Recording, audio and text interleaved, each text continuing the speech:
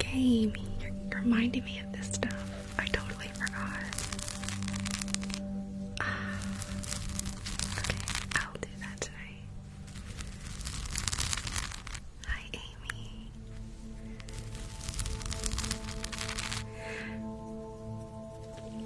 Just so you guys are aware, one of my mods, Amy, she is starting to do ASMR too. You guys should go check her out. She's one of my moderators.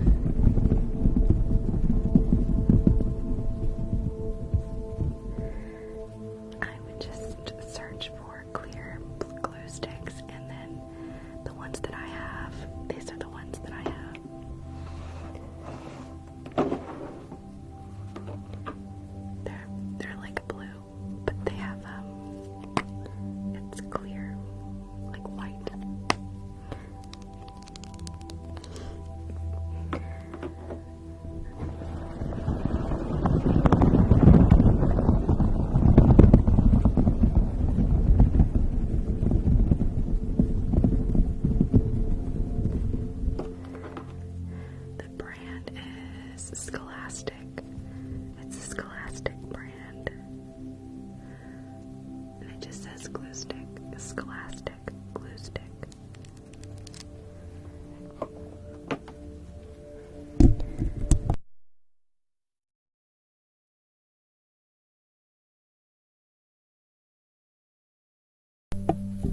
They're super cheap.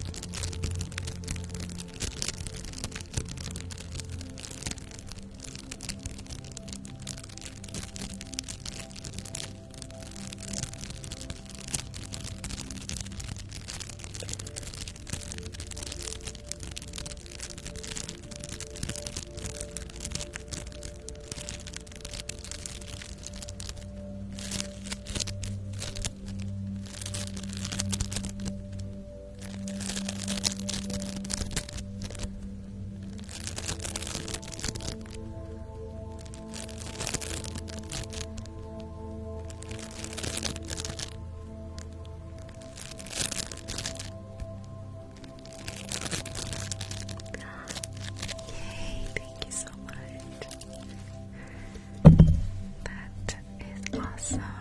Thank you. Thank you, thank you, thank you, thank you.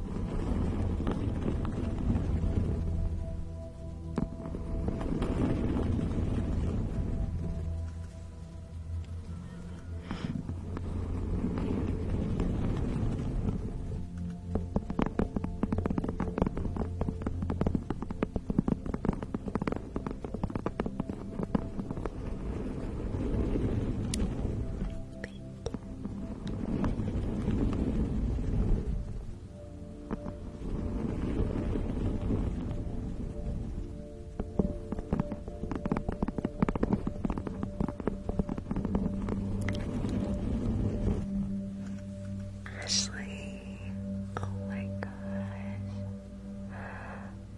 gosh, thank you so much, Ashley. Wow, that was amazing, thank you. The Ferris wheel.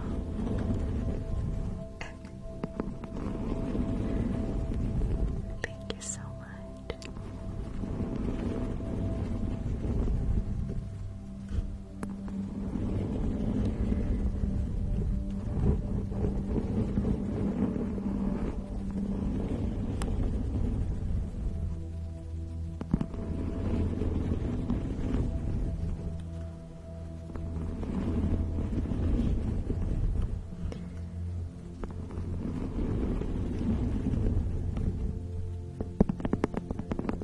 I will.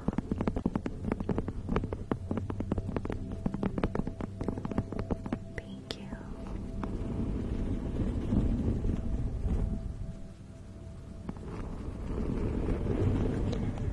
I will be visiting my sister in Michigan. If I haven't, I don't know if you guys know, but I'm taking tomorrow off because I have to go do some stuff. I'm gonna run some errands tomorrow, and so I have to take tomorrow off because I have a couple of appointments in the morning that I have to get up early for.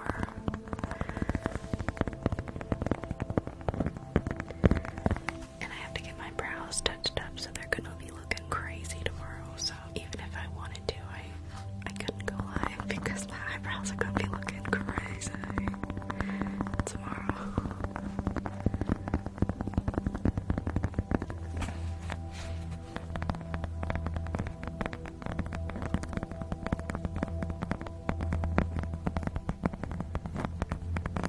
If you've ever had your brows microbladed, you know what I mean.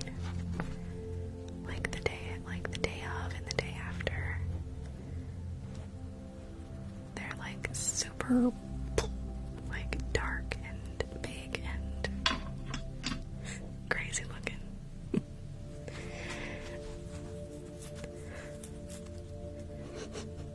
Yeah. I literally freaked out when I first got mine done. I freaked out.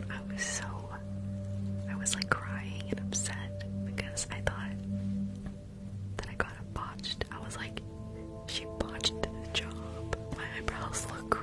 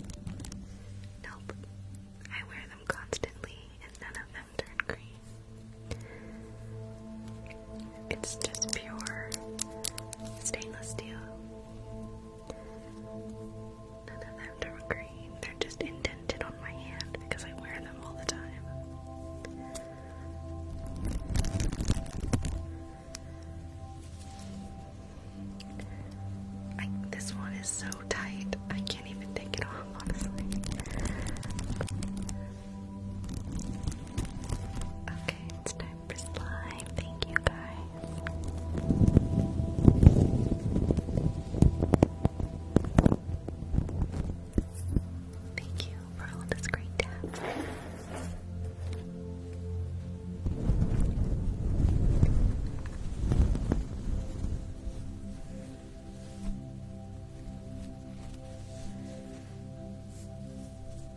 you, Susan.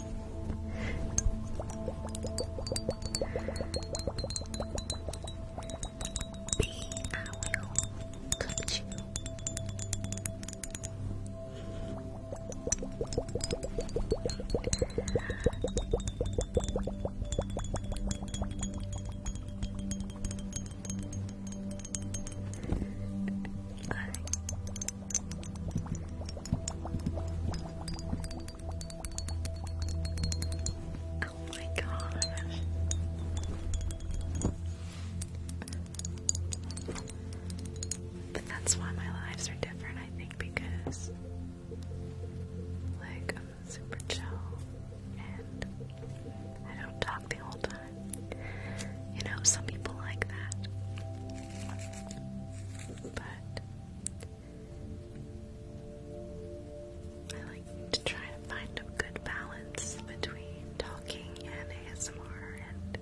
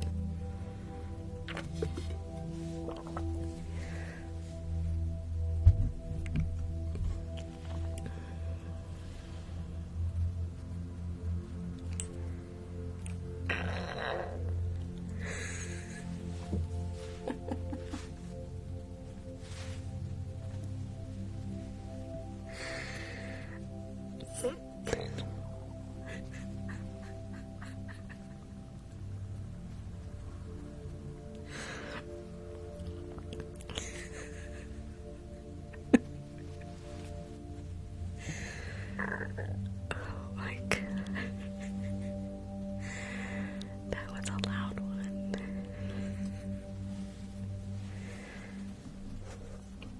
My golly gee.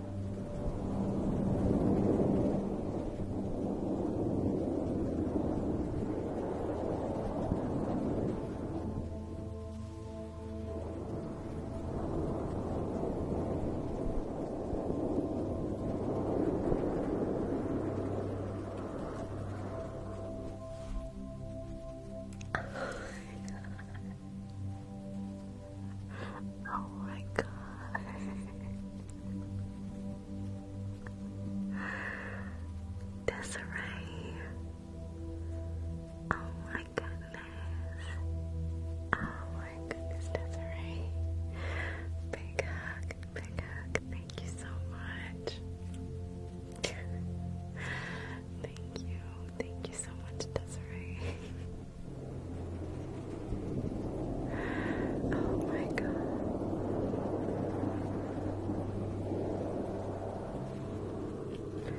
Desiree, that was amazing. Thank you so much. You are the sweetest. Thank you. So generous. Thank you.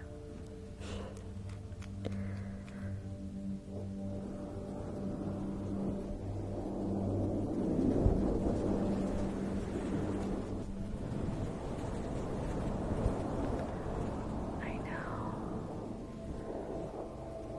Thank you for the corky. I'm gonna miss you guys. I'm gonna miss you guys for the week that I'm gone. But it'll be nice to get away for a little bit, you know, some new scenery and change of atmosphere for a little bit.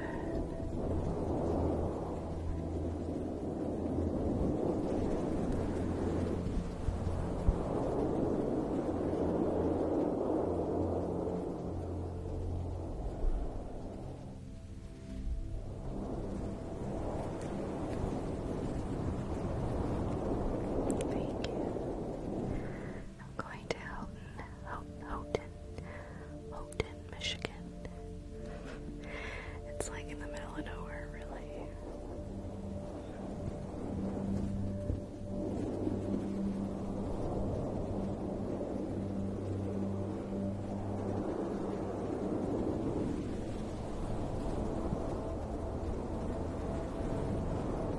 Yeah. Yep. To see my sister and my nephew.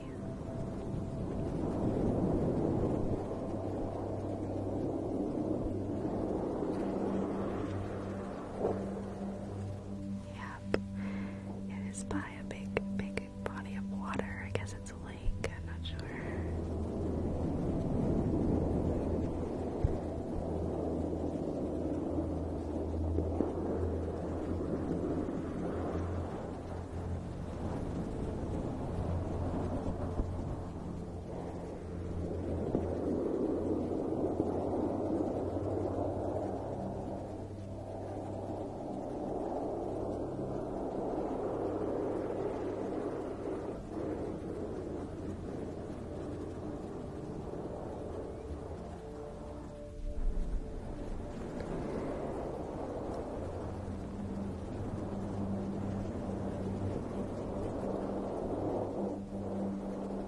I'm not really sure what we're going to be doing. We're probably just going to be hanging out at her place because the reason that I'm going is because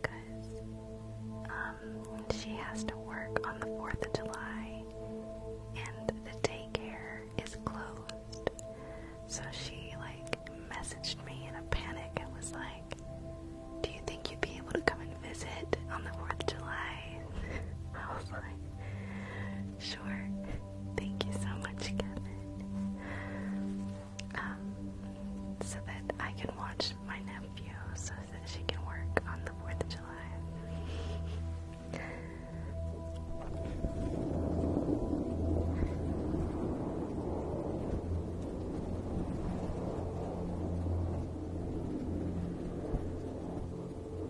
I think that it was also just a reason for her to ask me to come visit.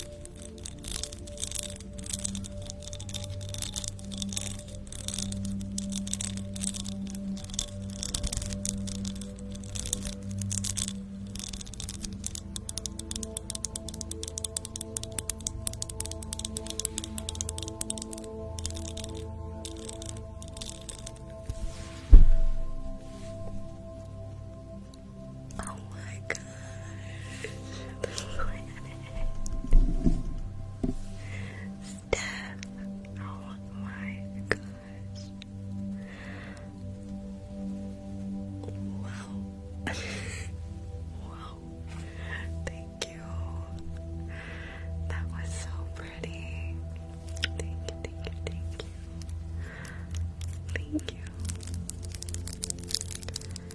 Oh, that was amazing. Thank you.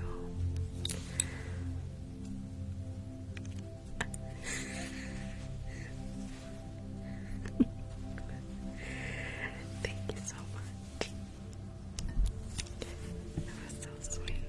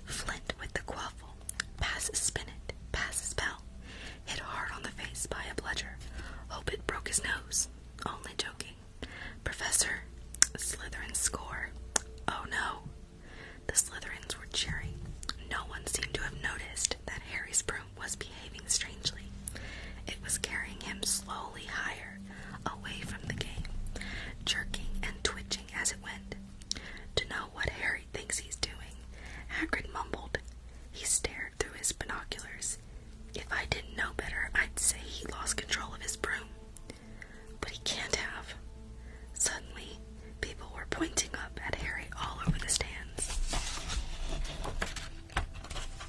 His broom had started to roll over and over, with him only just managing to hold on. Then the whole crowd gasped. Harry's broom had given a wild jerk, and Harry swung off it. He was now dangling from it, holding on with only one hand. Did something happen to it when Flint blocked him? Seamus whispered. Can't have, Hagrid said, his voice shaking.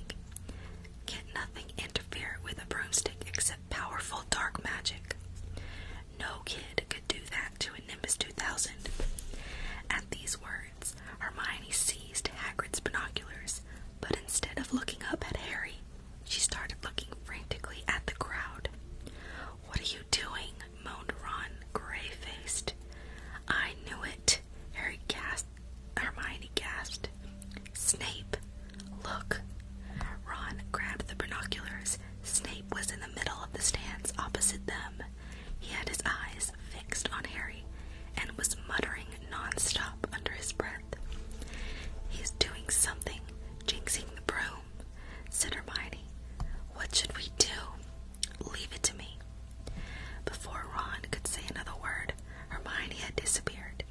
Ron turned the binoculars back on Harry. His broom was vibrating so hard it was almost impossible for him to hang on much longer. The whole crowd was on its feet, watching, terrified, as the Weasleys flew up to try and pull Harry safely onto one of their brooms. But it was no good. Every time they got near him, the broom would just jump higher still. They dropped lower and circled beneath him, obviously hoping to catch him if he fell. Marcus Flint seized the quaffle and scored 5 times without anyone noticing. Come on, Hermione, Ron muttered desperately. Hermione had fought her way across the stand where Snape stood and was now racing along the row behind him. She didn't even stop to say sorry as she knocked Professor Quirrell head first into the row in front. Reaching Snape, she crouched down, pulled out her wand, and whispered a few well-chosen words.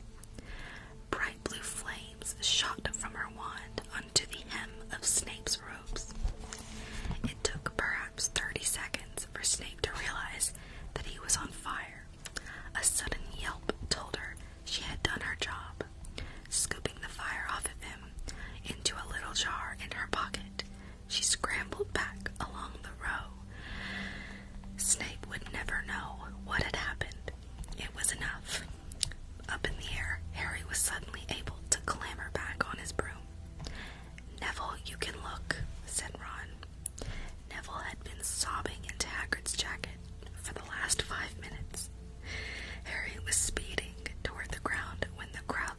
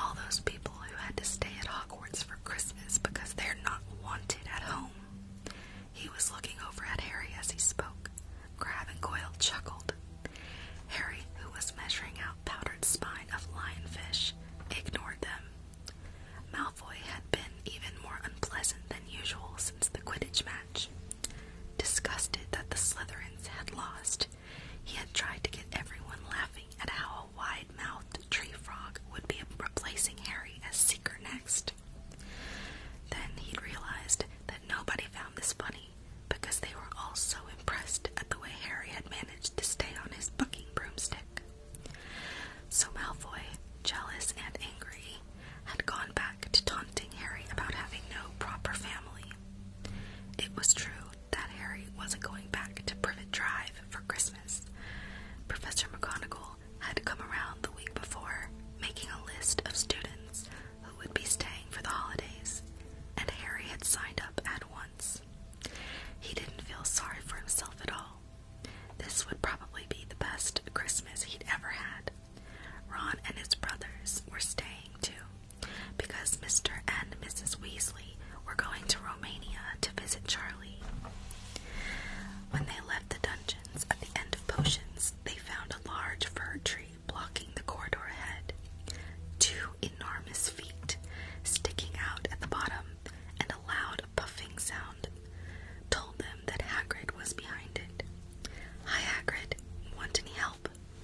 Ron asked, sticking his head through the branches. "Nah, I'm alright. Thanks, Ron." "Would you mind moving out of the way?" came Malfoy's cold drawl from behind them. "Are you trying to earn some extra money, Weasley? Hoping to be a gamekeeper yourself when you leave Hogwarts, I suppose. That hut of Hagrid's must seem like a palace compared to what your family's used to." Ron dived at Malfoy just as Snape came up the stairs. "Weasley!" Ron let go of the front of Malfoy's robes. "He was provoked, Professor Snape," said Hagrid, sticking his huge hairy face out from behind the tree. "Malfoy was insulting his family." "Be that as it may, fighting is against Hogwarts rules, Hagrid, and Snape," said Snape silkily. 5 points from Gryffindor, Weasley, and be grateful it isn't more. Move along, all of you." Malfoy, Crabbe, and Goyle pushed roughly past the tree, scattering needles everywhere and smirking. "I'll get him," said Ron, grinding his teeth at Malfoy's back. "One of these days, I'll get him." "I hate them both," said Harry, "Malfoy and Snape." "Come on, cheer up. It's nearly Christmas," said Hagrid. "Tell you what, come with me and see the Great Hall. Looks a treat."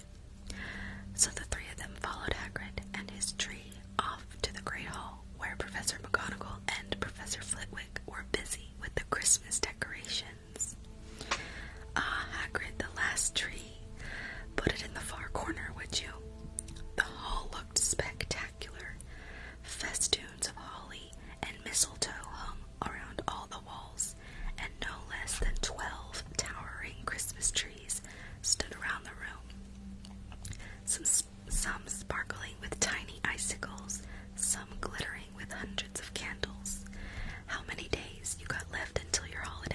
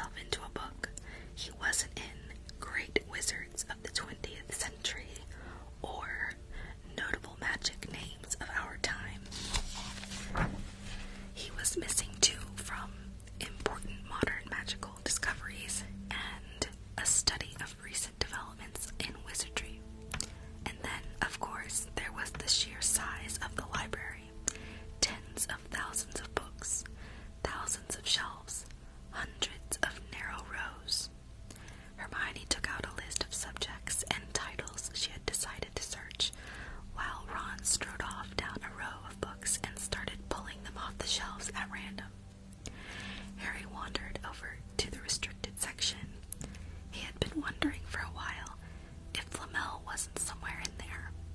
Unfortunately, he needed a specially signed note from one of the teachers to look in any of the restricted books, and he knew he'd never get one. These were the books containing powerful dark magic, never taught at Hogwarts, and only read by older students studying advanced defense against the dark arts. "What are you looking for, boy?" "Nothing," said Harry. Madam Prince, the librarian, brandished a feather duster at him. "You'd better get out then. Go on, out." Wishing he'd been a bit quicker at thinking up some story, Harry left the library. He, Ron, and Hermione had already agreed they'd better not ask Madam Pince, where they would find Flamel. They were sure she'd be able to tell them, but they couldn't risk Snape hearing what they were up to. Harry waited outside in the corridor to see if the other two had found anything, but he wasn't very hopeful. They had been looking for 2 weeks after all, but as they only had odd moments between lessons, it wasn't surprising they'd found nothing. What they really needed was a nice long search without Madam Pince breathing down their necks. 5 minutes later, Ron and Hermione joined him, shaking their heads. They went off to lunch. "You will keep looking while I'm away, won't you?" said Hermione. "And send me an owl if you find anything. And you could ask your parents if they know who Flamel is," said Ron. "I'd be safe to ask them." "Very safe, as they're both dentists," said Hermione. Once the holidays had started, Ron and Harry were having too good a time to think much about Flamel. They had the dormitory to themselves, and the common room was far emptier than usual, so they were able to get the good armchairs by the fire. They sat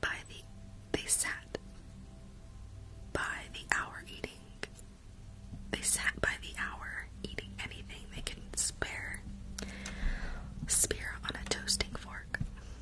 Bread, English muffins, marshmallows, and plotting ways to get Malfoy expelled, which were fun to talk about even if they wouldn't work.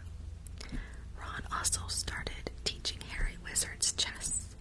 This was exactly like Muggle chess, except that the figures were alive, which made it a lot like directing troops in battle. Ron's set was very old and battered, like anything else he owned. It had once belonged to someone else in his family, in this case, his grandfather. However, old chessmen weren't a drawback at all. Ron knew them well, so he never had trouble getting them to do what he wanted. Harry played with chessmen Seamus Finnegan had lent him, and they didn't trust him at all. He wasn't a very good player yet, and they kept shouting different bits of advice at him, which was confusing. "Don't send me there. Can't you see his knight? Send him.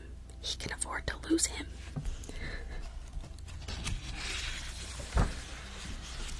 On Christmas Eve, Harry went to bed looking forward to the next day for the food and the fun, but not expecting any presents at all. When he woke early in the morning, however, the first thing he saw was a small pile of packages at the foot of his bed. "Merry Christmas," said Ron sleepily as Harry scrambled out of bed and put on his robe. "You too," said Harry. "Will you look at this? I've got some presents." "What did you expect, turnips?" said Ron, turning to his own pile, which was a lot bigger than Harry's. Harry picked up the top parcel. It was wrapped in thick brown paper, and scrawled across it was, "To Harry from Hagrid." Inside was a roughly cut wooden flute. Hagrid had obviously whittled it himself. Harry blew it. It sounded a bit like an owl.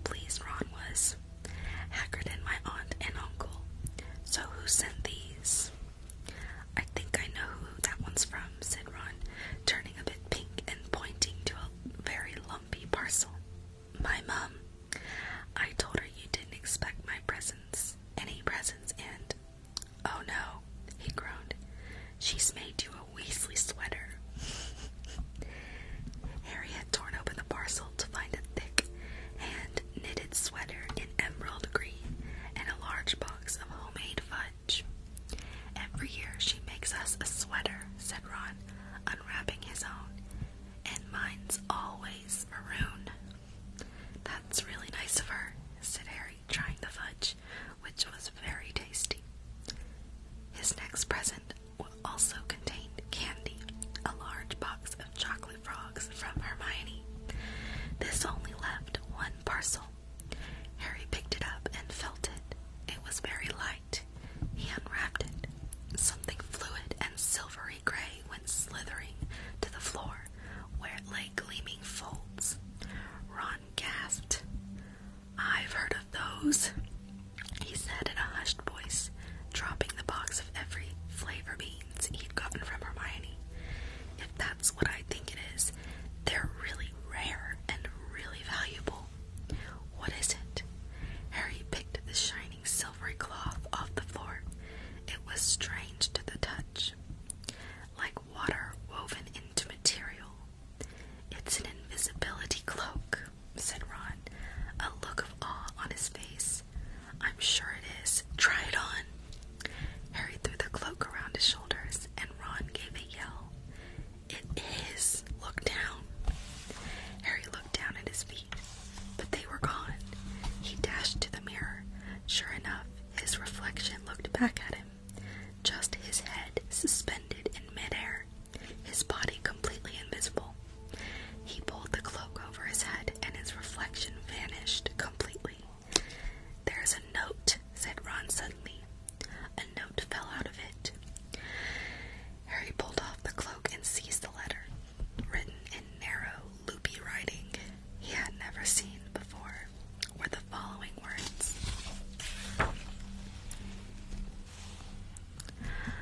"Your father left this in my possession before he died.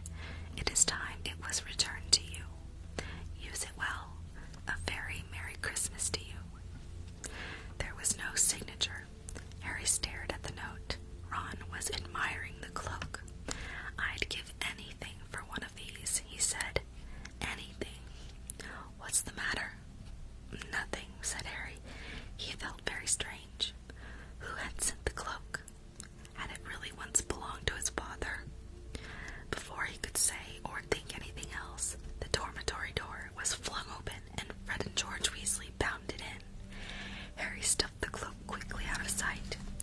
He didn't feel like sharing it with anyone else yet. "Merry Christmas." "Hey, look, Harry's got a Weasley sweater too."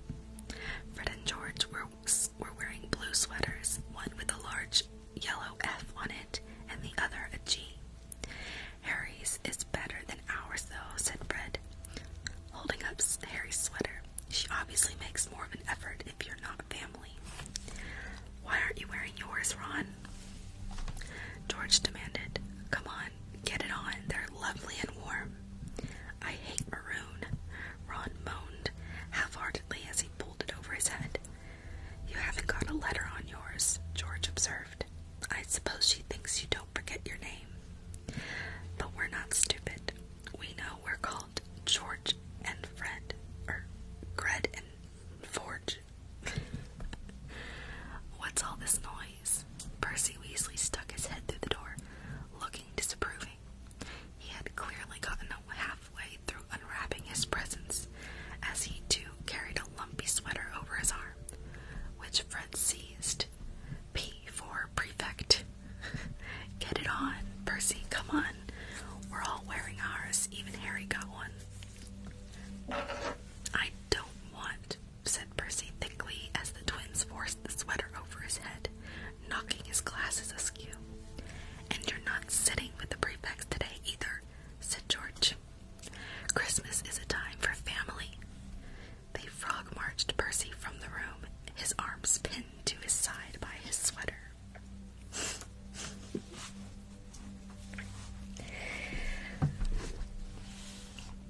Okay, let's stop there.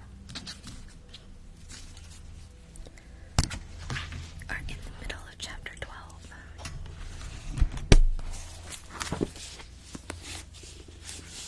I love Christmas time. It's the best time of year.